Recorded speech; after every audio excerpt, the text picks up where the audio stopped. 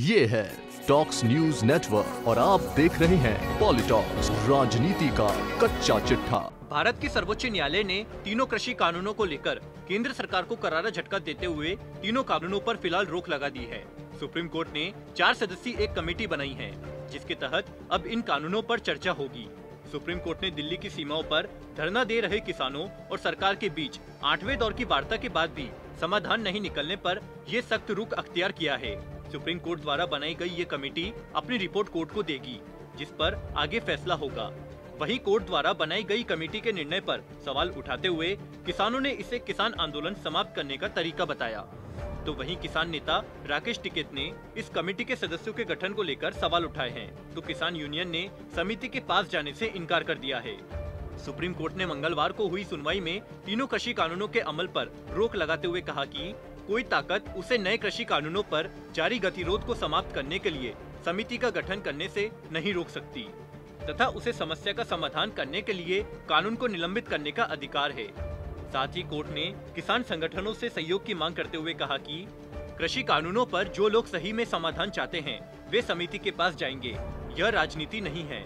राजनीति और न्याय तंत्र में फर्क है और आपको सहयोग करना ही होगा।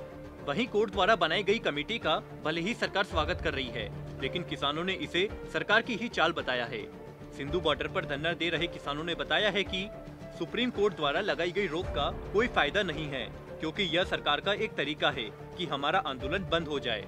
यह सुप्रीम कोर्ट का काम नहीं है, यह सरकार का काम था, संसद का काम था और संसद इसे वापस ले। जब तक संसद में ये वापस नहीं होंगे, हमारा संघर्ष जारी रहेगा।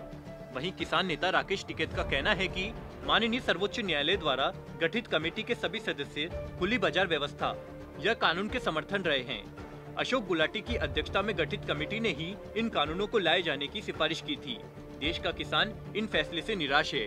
आपको बता दें कि सुप्रीम कोर्ट द्वारा बनाई गई 4 सदस्यीय कमेटी में भारतीय किसान यूनियन के उपेंद्र सिंह मान, शेतकारी संगठन के अनिल धनवट, डॉक्टर प्रमोद जोशी और कृषि अर्थशास्त्री अशोक गुलाटी को शामिल किया गया है। भूपिंदर सिंह मान उन किसान नेताओं में से हैं जो मोदी सरकार के इन तीनों कृषि कानूनों का समर्थन करते रहे हैं, जिसके विरोध में किसान केंद्र सरकार के खिलाफ लामबंद हो चुके हैं। पिछले महीने यानी 14 दिसंबर को उन्होंने केंद्रीय कृषि मंत्री नरेंद्र सिंह तोमर को एक खत लिखकर कुछ मांगे भी सामने रखी थी।